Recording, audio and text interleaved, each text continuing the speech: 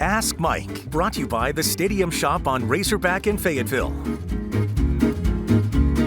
Hey everyone, welcome into another week of Ask Mike. Alyssa Orange here with you alongside the man, Mike Irwin. Mike, I haven't been up here with you for a while. I'm excited to be back. I'm going to have to make fun of you for some reason. I know. I'm back, and you already tell me you're going to be taking shots at me today, so bring it on. Okay. Bring it on. Let's go. All right, let's jump into our first question. It is from Arky Rudneck, who wants to know, should I be worried about the offense winning these practice battles and the first fall scrimmage? The defensive line seems thin.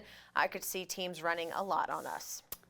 You know, I think that question was posted before the Saturday scrimmage, which was the second one, which Sam Pittman clearly said was won by the defense. This happens all the time. I've covered like a million fall camps, and fans always get worried when one side of the ball's doing really well and the other doesn't seem like it is. All of this stuff has been close. When the coaches, even the first scrimmage wasn't just totally lopsided, and it was close this time. But they had more. The defense had more sacks. The offensive line made more mistakes. Some of what happened there was some injuries along the O-line. But they did limit the running game quite a bit. There were some passes in there, some really good passes. But it was back and forth, won by the defense. I don't think you need to worry. I think what you've got is a really talented bunch of offensive guys. They've got the experience in the O-line is insane. They've got all these wide receivers stepping up. You know, they've got really good running backs. They've got depth in that room, and it's just putting a lot of pressure on the defense. But this defense is, for the most part, is as deep as I've seen in a long time. So I'm not worried about them. If you as a fan want to be worried, you can worry. Yeah, it's hard to put stock into stuff like this in fall camp. Sure. It goes back and forth all the time, and it really isn't reflective in what we see for the season. Billy Bob says, last week you said that Arkansas might not need Hornsby at receiver, and mostly he's been working at improving as the backup QB. With his wheels, I was looking forward to him burning with some SEC defenses. Has anything changed with what you said? You know, not really. He still, as far as I know, is not working, maybe working a little bit at wide receiver. As I said last week, I don't think they're going to need him. They've got so many guys. I mean, what do you need that for? Hornsby's really improving. Now, I think it was Kendall Briles that released some numbers when we talked to him for the first time maybe last Friday, and he said that Hornsby was third in completion percentage. He's still the number 2 quarterback. And although we didn't get to see that second scrimmage, the athletic department released kind of a montage of things that happened, and among that was a 25-yard touchdown pass that Malik Hornsby threw to, I want to say, I can't remember who it was, Warren Thompson, threw it to Warren Thompson. And it was a perfect pass. If it hadn't been a perfect pass, it would have been incomplete. And it was just right over the middle and a lot of hands up and things like that, and he really drilled it, but had touch on it. It wasn't one of those things where he'd knock your hand, bounce off your hands. So he's just a lot better. And what I would say about the quarterback position is they've got 3 guys now that were all 4-stars in high school. Kate Fortin was a 4-star, started at North Carolina, started at South Florida. So they've got 3 guys now. This is what good teams have. Everybody in that quarterback room that might end up playing is a 4-star out of high school at least. So that's what they've got. I wouldn't worry about Hornsby not running, catching passes a lot. Yeah, He'll do it some, but.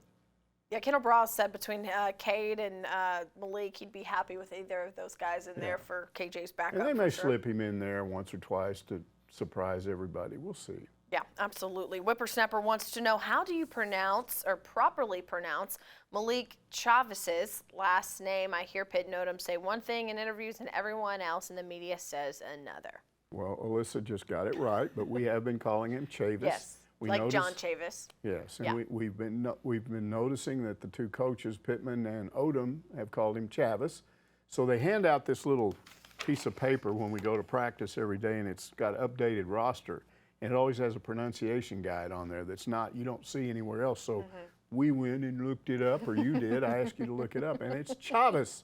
Chavis. So it's Malik Chavis, not Malik Chavis. Yes. Chavis is what the pronunciation thing says. So we stand corrected, Malik, when we apologize for mispronouncing your last name for the past couple of years. All right, both Barry Odom and Kendall Briles have indicated how much they love coaching at Arkansas. Muskogee Hog fan says, after watching the Odom interview and remembering how Briles expressed something similar, I have to wonder if Yurchek has had a conversation with them indicating that when Pittman decides he's done, he would love to have them available to take over the reins, like a coach in waiting scenario, and I kind of like that. Yeah, I don't know. Nothing's been mentioned about that. I would doubt it simply because I think it's going to be a while till Pittman leaves. A lot of people look at him and say he's about 60. Maybe he's just here a few more years. I think he's going to be here 6, 7, 8 more years, so that's a long time to be looking ahead and naming some coach in waiting. I think Kendall Briles will be long gone by then. I don't know about Odom. Some of the stuff he said last week indicated that he might be around for a while. If he stayed the whole time, would he get a look? Probably. I think you've also got to look at the possibility that Briles could leave, become a head coach somewhere, and then want to come back, because he said some things about really buying in at Arkansas. His family now feels like this is home and all that. So he might go somewhere and want that job and come back. And then I also think you have to look at Barry Lunny Jr., who went to UT San Antonio for a couple of years, really improved their offense. Now he's at Illinois. If he uses that job to get himself a head coaching job, he might end up being in the mix in several years. But my best guess is by the time that happens, who knows who it will be. It could be somebody we're not even thinking about. Yeah, you know, I do love that coach in waiting idea, though. It was around, and we don't see it much anymore, but you're looking at a guy who's already there, who steps in to replace whoever retires or leaves. It's not a firing, it's a retirement. Jimbo Fisher did that with Bobby Bowden, and it was a very smooth transition. It would be an interesting concept if you did have those conversations, though, with one of those coordinators. Until Dumbo ended up being a everyone knows how it ended. I'm talking about how it started. How it started, winning national championship and playing very, very well. We don't have to talk about the now, but the idea worked. Well, we'll see. I'm not sure what will happen. But I tend to think it'll be somebody we're not even talking about right now. Yeah, you're probably right. I was just saying. Good idea. All right, Rob's 4516 says, Coach Pittman said in a recent interview that he had made mistakes as a head coach, but he's learning, paraphrasing. What have you seen so far that you feel he can improve upon? Nothing. I mean, you're asking me to critique his coaching. Look, I could sit here and talk about this guy all day long. I look at it from a media standpoint. He's proven what he can do as on the field coach. I mean, with the results they've gotten. And what I see all over that team with depth, better depth at every position, including the offensive line, which really is starting to look Pittman-like this year. But it's just all the other things. I mean, he does little things like, after that Saturday press conference, had been a long press conference, most coaches are just going to get up and walk out. I mean, he'd been through a long scrimmage, and he's sitting in there with us, and Bob Holt asked a million questions, and I wanted to leave. But I think it was Trey Biddy asked some question about why players don't run wind sprints after practice anymore. And he went into an explanation of that, basically that was in the days when you didn't have conditioning programs all through the summer, and they did that, don't need to do it now. But then when he finished, he got up and he looked around, and he said, I'm not sure I see anybody in this room that's ever done wind sprints. What about you, Bob? And he looked at Bob Holt, and I don't know if Bob ever did wind sprints. But Biddy, I think, started talking about maybe some things about wind sprints. But it's just a funny thing, a little interaction. And again, most coaches just got to get up and walk out like, okay, I'm done with you guys. He's just fun to be around and friendly, so I don't have any advice for him to be better. Sam Pittman has not Maybe lost if he would give us more humor. access to assistant coaches. That's the only one. How about that one? Absolutely. There we go. We love talking to those guys. They're a lot of fun. And we learn stuff from those assistants. Always We've talked do. about how we've learned a lot from them over fall camp. All right, Alex for Hogs 88 says, almost football season with 3 exclamation points. And yes, we are all super excited about that. What are your top 10 favorite college football traditions? Okay, I decided to divide this up. 5 good ones, 5 that I like, 5 that I don't like. This is subjective. It's just mine. Buckle up. It's not necessarily everybody's. I've got graphics on this, so let's start off. Corny's face And over here. You got to start with calling the Hogs. I mean, come on, that's a great tradition. You know, I had sort of seen the calling of the Hogs on TV, before I got there. What is this list? It's the list of. Hold on. No, you keep talking. You keep explaining. What do you mean, what is this list? You think that the War Eagle landing is dopey. You say that all the time. Hold on. I'm not finished. You got to let me finish. Okay. Calling the Hogs, I'd seen it on TV growing up. You can't get the full effect until you're there. Yep. Had seen it in Lubbock sometimes when Arkansas came in, but just fans over in a little section of the stadium. First time I saw that at War Memorial, which was an awesome stadium in those days, I just went, whoa, I have never heard anything like this in my life. So I'm gonna start with calling the Hogs. Now the War Eagle landing on the field. It is a dumb tradition in the way that the reason behind it is totally stupid. Okay. And I'm not gonna go into it because it's too involved. I've explained it before. But I do like the actual visual of that because I like eagles. I think they're really cool. I like living in Northwest Arkansas because we have bald eagles up here. I like them watch eagles sailing around, and an eagle going across a lake, pow, grab a fish. Boy, that's neat. So I like watching them come down, and I did a feature. I was at Auburn one year, and we did a feature with the lady that does all that, and it's kind of cool the way they train the eagle to come down and land and do these things. So I'm going to say I like it overall. It's just a stupid idea behind it. Okay, the Texas Tech Zorro guy on the black horse.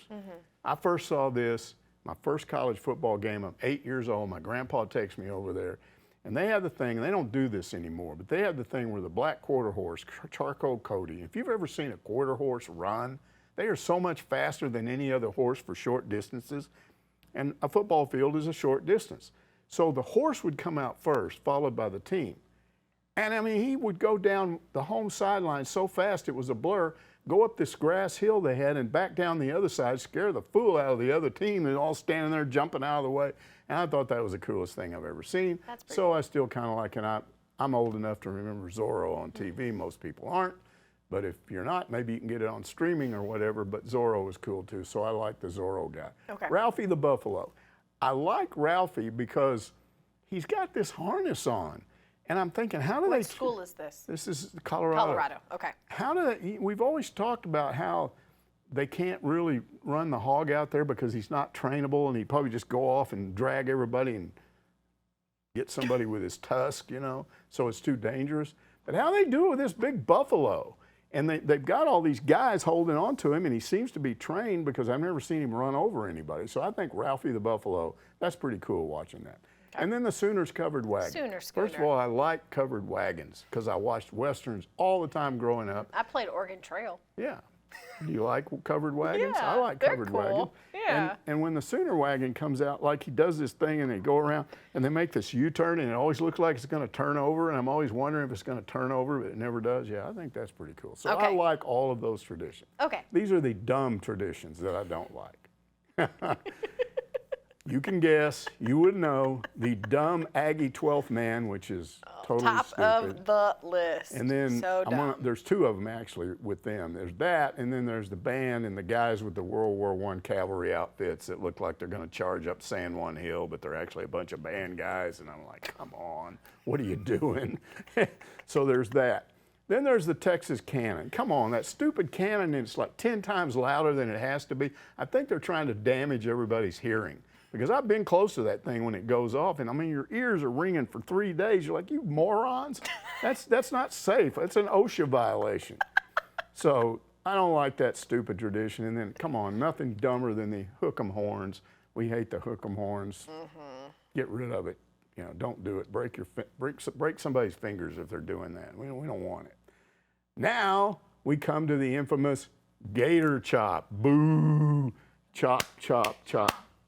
Well, chomp, whatever it is. Torp, torp, torp. We don't like that. We're going to get to the chop here in a second. It's on the list. It's coming. I'm ready for it. And then we go to that stupid, anybody's ever been to South Carolina, the stupid thing they play over the speakers at the stadium, which is the fake prehistoric rooster sound. It looks like the scariest rooster that ever lived. And if there was ever actually a rooster like that, you'd be like 20 feet tall and it would eat you up. And I think they were like velociraptors were basically giant roosters. Yeah, the velociraptor rooster sound. It's so fake and stupid, so I think that's dumb. And then the Florida State tomahawk chop. No, that's the wrong line. It goes like this. Oh.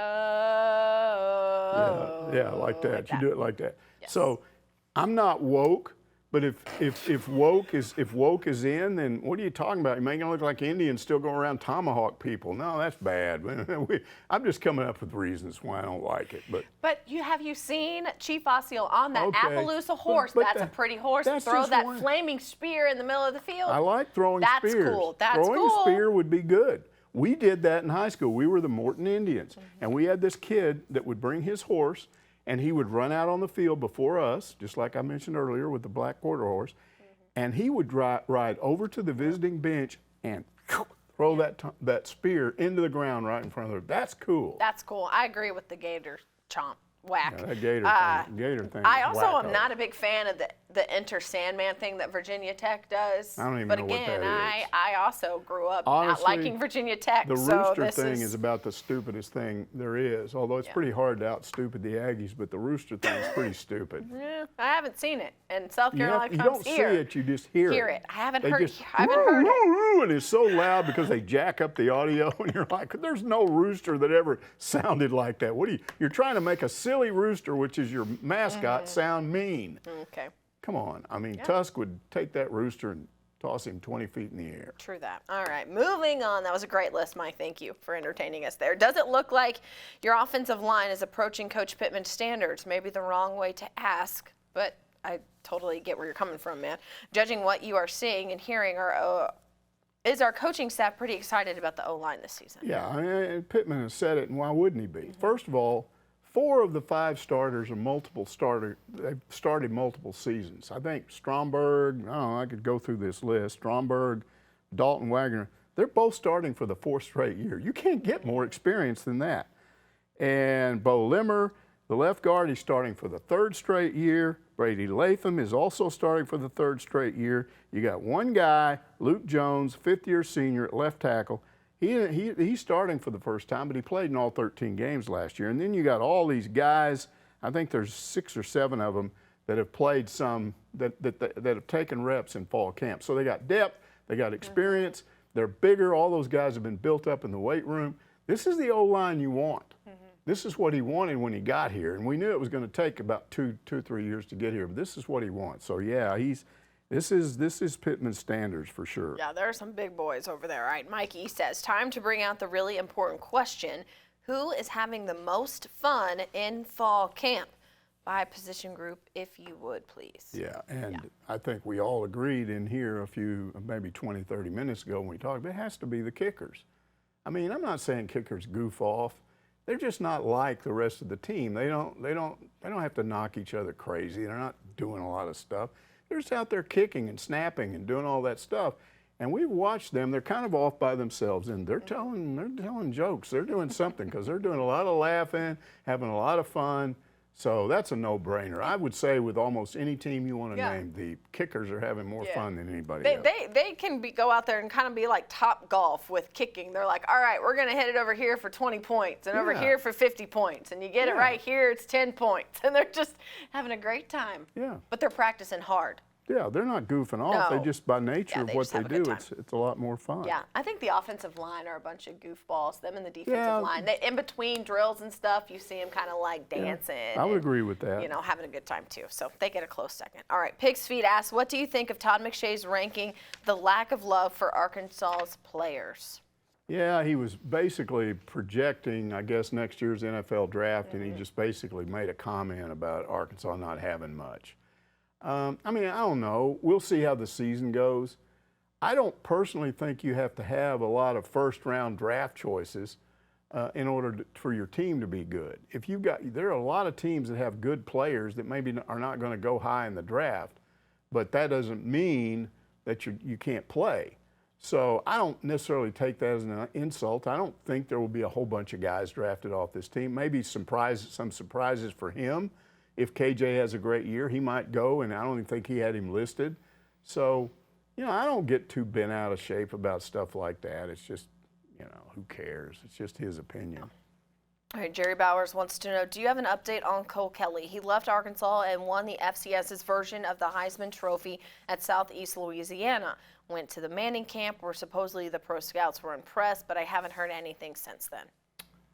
He didn't get drafted. He went in as an undrafted free agent. I think he was drafted by, well, it's hard for me to say this, the Commanders. The Washington Commanders. I think he was drafted by them, and I checked, and it sounds like he got cut pretty early in the. I think he made it through the spring and all that, but I think he got cut pretty early in the preseason process. As far as I know, he's not around, and I haven't seen that he's been picked up by anybody else, and that's a shame.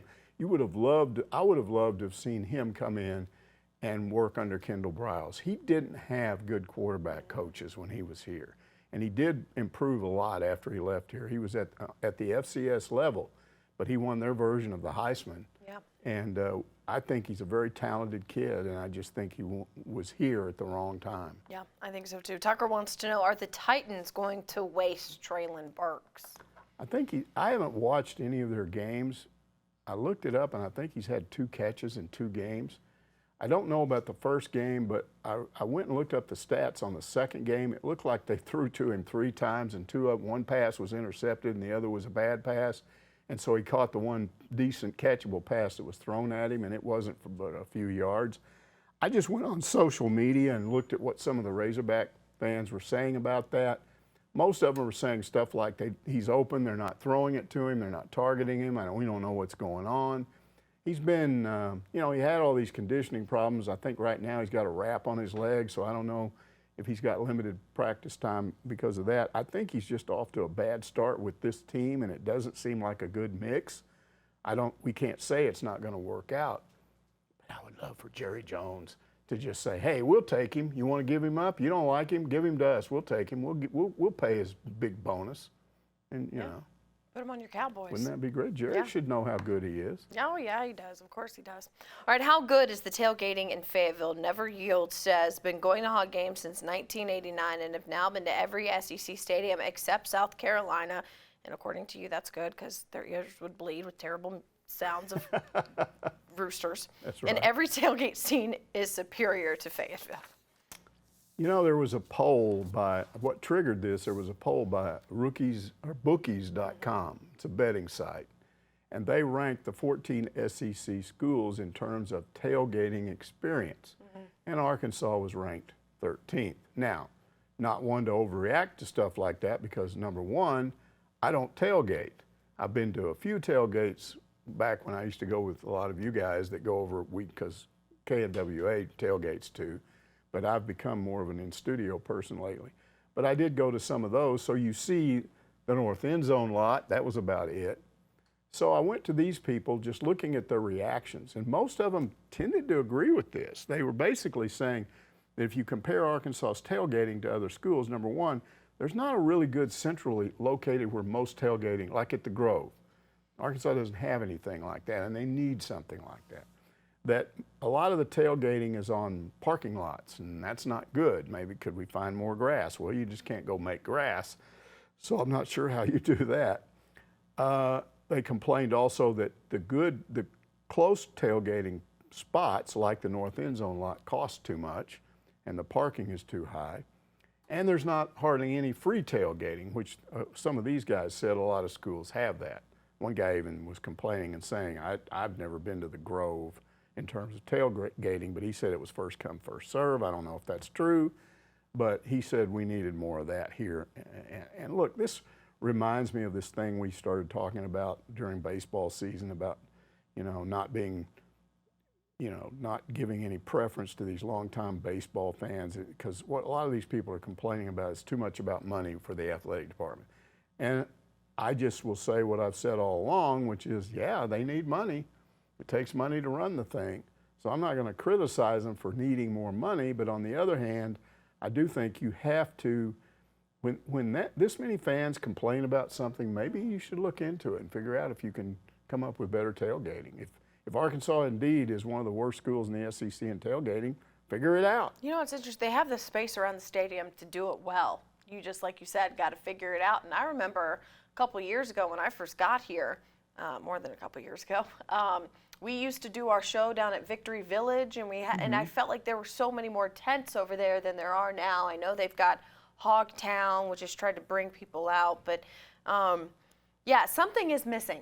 You can't put your finger on it, but something, an energy maybe is missing that you get when you've got just tents and tents and tents just tailgating. And no, you don't have to be the Grove by any means, but there's an energy there that people gravitate to.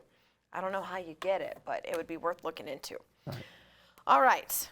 There will apparently be less free parking near Baum Stadium this season. Parallax Pig says, I'm so confused as usual. Is the Baum East lot still free, or is it now schoolie parking? Scully parking.